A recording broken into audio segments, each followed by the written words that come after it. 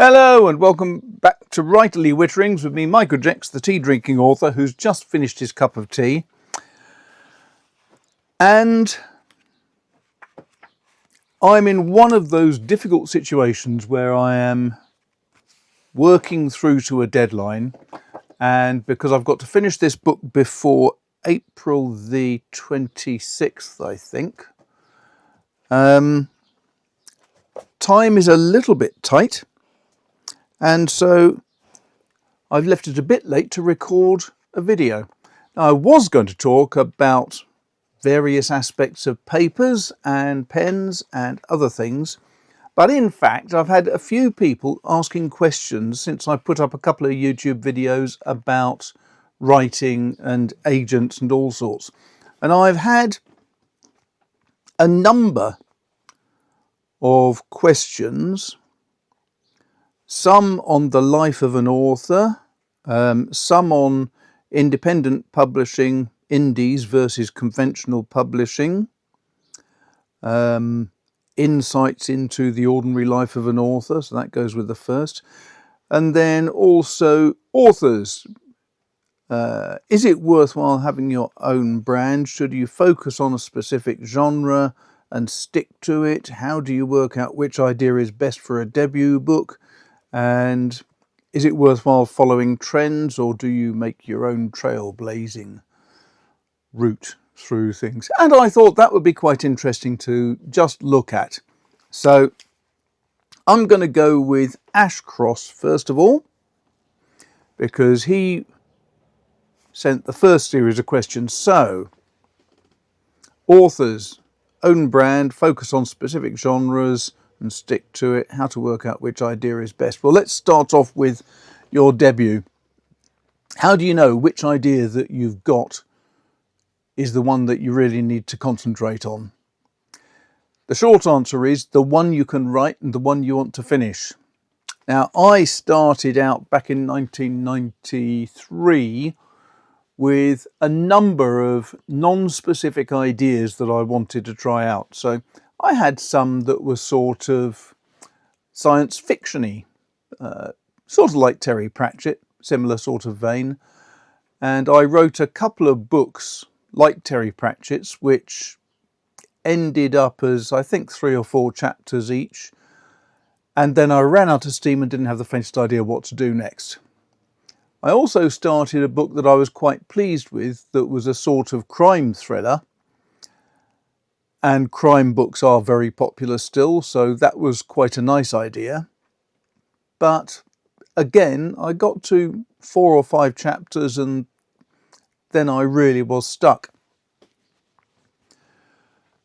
When I lost my last job and I decided I would try to write a book, I gave myself 6 months to see if I could actually write a book. It was enormously easier than that. I sat down on about the 5th of January 1994.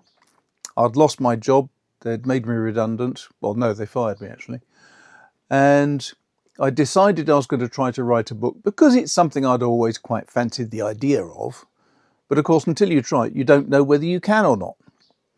So I sat down and I had read 1 or 2, I think, medieval murder stories, which were written by Ellis Peters. And I found them really fascinating and fun. And I'd always had an interest in knights and warfare and all that sort of thing. So that was one idea I had. I also had the idea that I could write a book on how to find yourself a job when you find yourself out of work. That was very appealing. But the book I actually wrote first of all was The Sniper, which was a modern day spy thriller all about sex, drugs, rock and roll, and a certain number of bullets. And I was very pleased with it. And in fact, that book was accepted over the phone within a couple of weeks of it being submitted to Bantam Press with the delightful lady Brew Doherty, who was the commissioning editor at the time.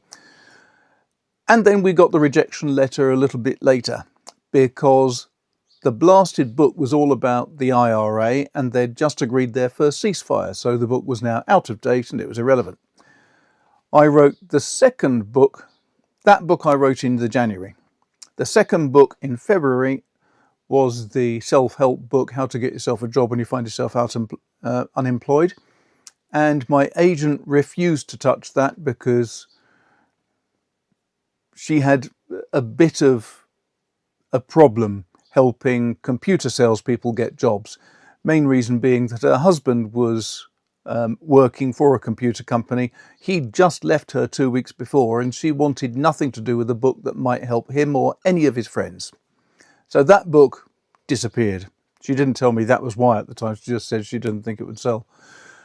And in retrospect, she was almost certainly right. It was not very well written, and I'm not a psychologist or anything, so it was just a motivational story of what I'd done.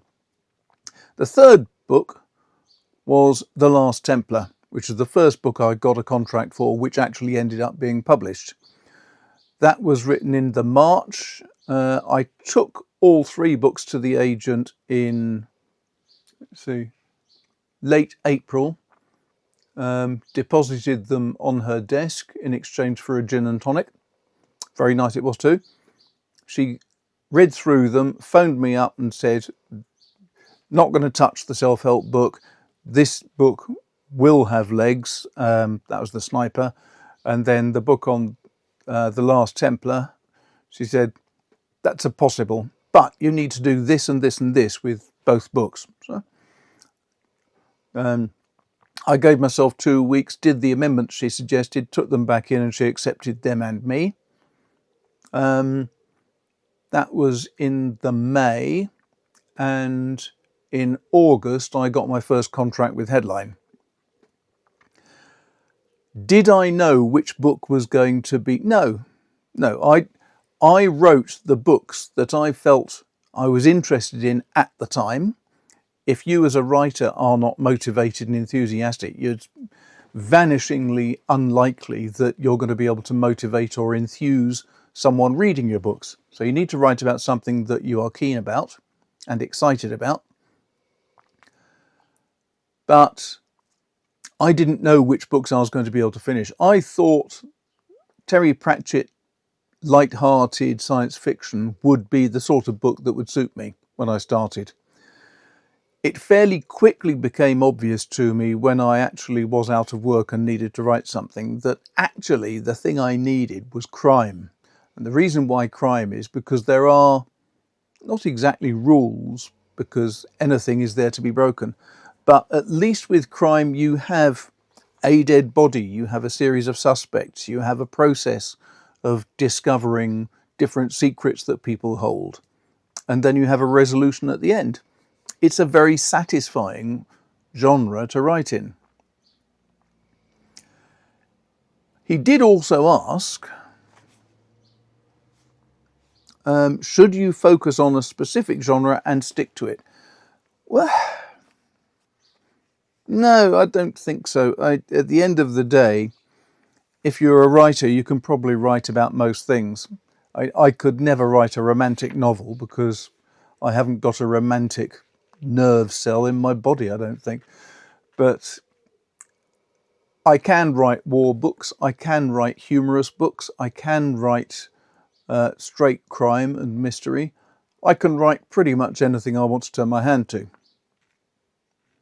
And I think the same goes for any other professional author. It doesn't matter whether you look at Michael Ridpath, he writes modern day books, he writes historical books. Same with most other writers. They'll be able to turn their hand to most things. It's also classic that Nell Dixon, for example, was a very successful romantic novelist before she turned to writing crime. The same goes for Daphne Wright, Natasha Cooper. The same goes for Lindsay Davis.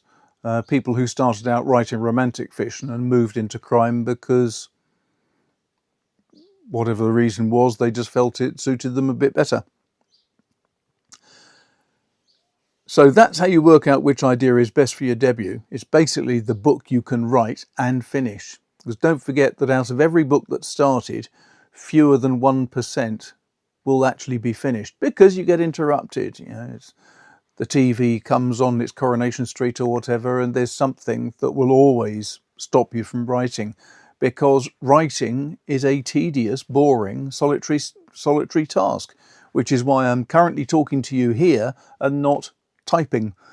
But that's a different story. So, focusing on a specific genre, no, I don't think so. How do you wish? Following trends. Again, I think writers really need to write what they know about. There was a famous story of John Creasy, who was the creator of the Crime Writers Association many years ago. And he was always looking at trends and trying to follow them. So one trend that he saw was that westerns in the 1960s were getting really popular. So he wrote a western, and his agent phoned him up when he had submitted this manuscript and said, I really think you need to do a bit more research into this. And he said, why? And apparently the first page began something along the lines of, the cowboy crawled across the desert, his throat was parched, he was dying of thirst. The sun beat down relentlessly, and high overhead the coyotes circled in the sky. He had no idea what coyotes were compared to vultures, but, you know, that's the sort of thing that does require a little bit of research. Then the last thing that Ash asked was, authors, should you have your own brand and stick to that? Now, this is a slightly more difficult one. How does an author have a brand? I mean, a brand is made up of a series of products. It's also demonstrated by particular signage, I suppose you could say. So, for example, I do have the MJ logo around a dagger as my own brand symbol. But when it comes to authors, I mean, basically your brand is the books that you write. So it's the style of writing, so it is possibly the genre, I suppose, for some. I mean, John Grisham, you'd be surprised if he wrote something that wasn't a legal courtroom type drama. Others, Fred Forsyth, his brand is very much modern day spy stories. I don't see him as ever producing a romantic novel. I'm prepared to be surprised, but when it comes to branding, I think that's something you worry about when you've been around for a while. Dorothy L. Sayers was absolutely the opposite. She came from an advertising background, which is why Murder Must Advertise, etc. And when she set out to become a novelist, she was absolutely determined to have Dorothy L. Sayers as her brand. And it has to be said, it doesn't seem to have hurt her sales and her career, does it? But for me, I think the most important thing, if you want to be a writer, the most important thing is to first of all finish a book. After that, make sure you can find a publisher. I'll come to conventional publishing compared to indie publishing in a later video. And the branding, don't worry about that so much. If people like the way you write, when they see your books on the bookshelves, they'll pick up your books because they recognize your name. Now, sometimes people will have their own name, like Caroline Carver. Sometimes they will decide to try to rebrand and become CL Carver. I know of several women who use initials only because that way the more bigoted, misogynistic male readers won't reject it just because it's a woman writer. It does happen, shockingly. Just as a side note, I mean, the number of people who say, oh, no, I wouldn't ever read a woman's writing, boring. but then they'll probably pick up an Agatha Christie and think, oh, that was brilliant. So stupid to stigmatise A-sex writing for no reason whatsoever. Anyway, that was all I've got to say on that. I hope that was interesting, Ash. Apologies to all of you who were expecting to get a fountain pen review or paper, but I haven't had any new fountain pens recently and I haven't got any new papers to talk about. The only thing I have got is this wonderful new microphone, which you can just see there. Comes in this dinky little box. You press that tab, lift the lid, and inside you've got your microphones, which are held magnetically with their wind muffs on. Here's the other one that fits in there, and then these are both transmitter microphones, and then in here is where the receiver on the side of my camera goes. And it is absolutely marvellous. The quality of sound is superb. This little box, you can see you can plug in a USB-C at the back, because at the bottom of this box is a battery. So every time you put your microphones away, it charges them. Genius! Right, so that's my quick review of the DJI Mini Mic 2. And I'm over the moon with it. I'm really, really very pleased. So thanks a lot for watching. If you enjoyed that, I do hope you'll hit a like button, and if you haven't done it already, subscribe and hit the notification bell.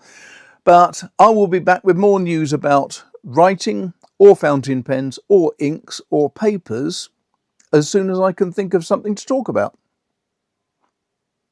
But for now, I've got to go back to a particularly violent murder scene during the assault on a small village in France in 1358. Exciting, the things authors get up to. Thanks a lot for watching. Take care and speak to you soon.